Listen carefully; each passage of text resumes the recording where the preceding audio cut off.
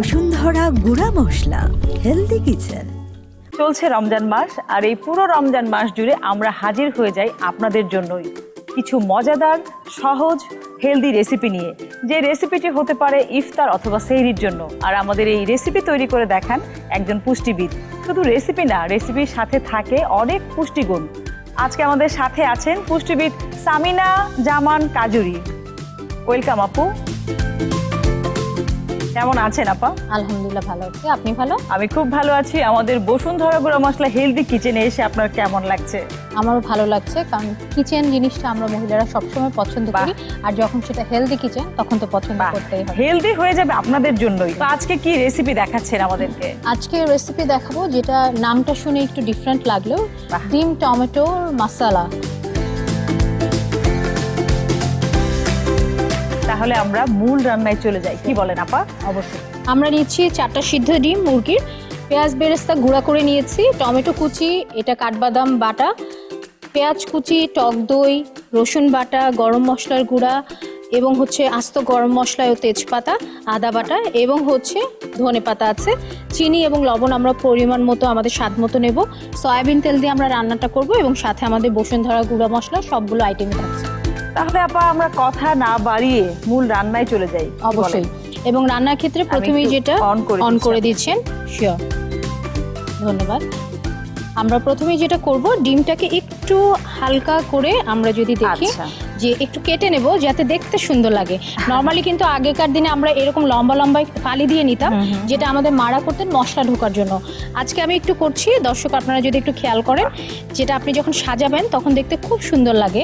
আপা এখানে আমি একটু বলতে চাচ্ছি, সেটা হচ্ছে এটা যে শুধুমাত্র দেখতে সুন্দর লাগবে তা কিন্তু না। আমরা যখন মাঝখান দিয়ে নাইফ দিয়ে একটু চিড়ে দিব, তখন কিন্তু যখন আমরা দিব, অনেক সময় হয় না যে ডিমের আমরা কারি তৈরি করি, ডিমটা কিন্তু তেলে দেওয়ার সাথে সাথে ছিটে ওঠে।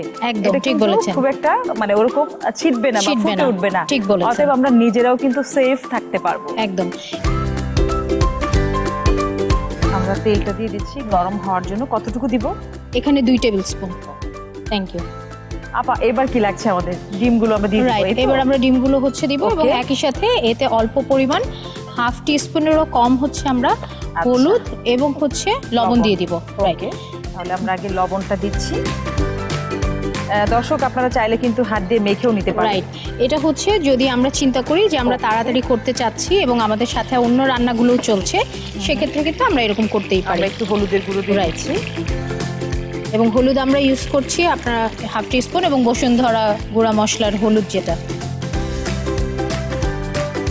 ভালো জিনিস। আমাদের ডিমটা ভাজা হয়ে গিয়েছে এবং আমরা ডিমগুলোকে তুলে নিচ্ছি। একটু যদি দেখেন ভাজাটা কিন্তু এমন হয়েছে যে আপনার একটা লালচে ভাব এসেছে। এখানে যেহেতু আমাদের 4টা ডিম, আমাদের একটা তেজপাতার অর্ধেক বড় হলে অর্ধেকই হয়, ছোট্ট একটা দারচিনি দিচ্ছি আমি, 2টা এলাচ দিচ্ছি এবং হচ্ছে আমরা লবঙ্গ দিয়ে দিচ্ছি 2টি। তো এই জিনিসটার মেইন কারণ যেটা আমরা রান্নার সময় খেয়াল করি, যে একটা ফোড়ন, আমাদের মা দাদিরা কিন্তু বলতেন যে ফোড়ন দিলে হচ্ছে জিনিসটা সুন্দর হয়। হাফ কাপ পেঁয়াজ কুচি দিয়ে দিচ্ছি। তো আমরা এমনভাবে পেঁয়াজটা ভেজে নিচ্ছি যে একটু বাদামি আঁচ আসবে, তারপরে আমরা হচ্ছে রসুন এবং আদা বাটা অ্যাড করব। তো আমরা এখানে এবার হাফ টি স্পুন হচ্ছে আদা এবং হাফ টি স্পুন রসুন দিচ্ছি। এখানে আবার সেই একই, যে একটু 1-2 মিনিট এই হাই ফ্লেমে আপনি নেড়ে ছেড়ে এটাই দেখবেন যে আসলে কাঁচা গন্ধটা যেটা সরে যায়, কারণ কষানোর প্রথম নিয়ম হচ্ছে যে মশলার কাঁচা গন্ধটা সরে গেলে আপনার ভালো লাগে। এই মুহূর্তে আমরা দিয়ে দিব শুকনা যে গুঁড়া মশলাগুলো।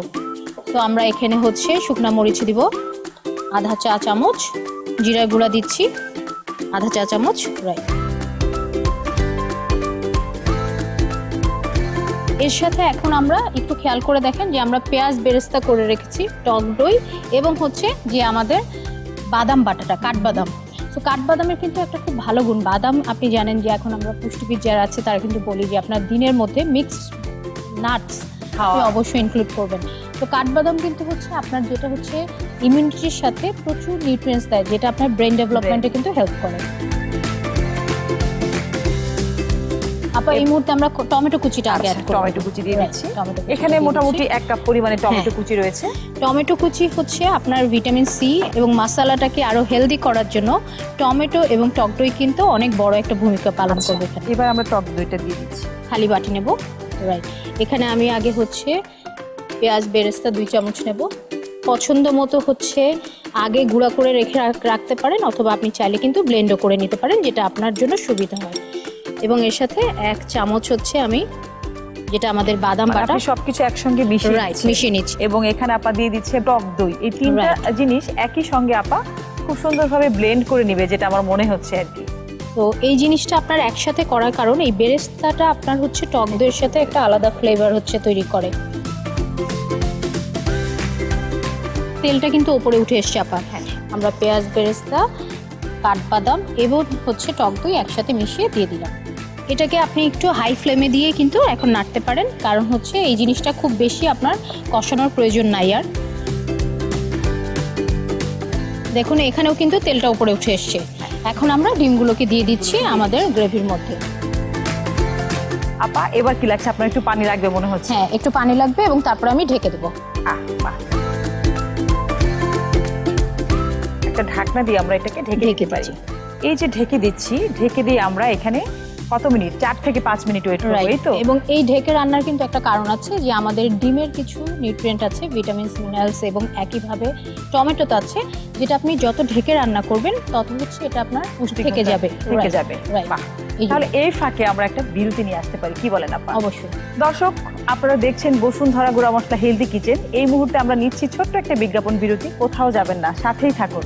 আপনারা দেখছেন বসুন্ধরা গুঁড়া মশলা হেলদি কিচেন। ফিরে আসলাম বিজ্ঞাপন বিরতির পর। আপা আমাদের মনে হচ্ছে 4 থেকে 5 মিনিট হয়ে গেছে। পানিটাও কিন্তু ফুটে উঠেছে এবং গ্রেভি একটা ব্যাপার কিন্তু চলে এসেছে। আর আরেকটা জিনিস আমি পাচ্ছি, সেটা হচ্ছে অসাধারণ একটা ফ্লেভার। মানে কিচেনটা কিন্তু একদম ফ্লেভারে ভরে গেছে এবং কালার তো সুন্দর হয়েছেই। আমরা এখন একটু গুঁড়া মশলা, গরম মশলার গুঁড়া যেটা, সেটা একটু অ্যাড করব। এটা হচ্ছে 1/4 টিস্পুন, খুব অল্প, সামান্য। রাইট, আমরা শেষ মুহূর্তে আরো একটু লবণ দিয়ে দিচ্ছি। এবং 1/2 টিস্পুন আমরা চিনিটা দিচ্ছি। ওকে। এবং এটাকে সুন্দর করার জন্য আমরা সবশেষে কি অ্যাড করব জানেন? যেটা আরো একটা চমৎকার হচ্ছে পুষ্টিকর উপাদান হিসেবে আমরা ইউজ করি রান্নায়, ধনেপাতা। আপা আমাদের রান্নাটা হয়ে গেছে। আমরা এখন হচ্ছে চুলাটা বন্ধ করে, চুলাটা বন্ধ করে দিচ্ছি। ধনেপাতা আপনি দেন, আরো একটু দেন। আমরা হচ্ছে 2 টেবিল স্পুন দিব।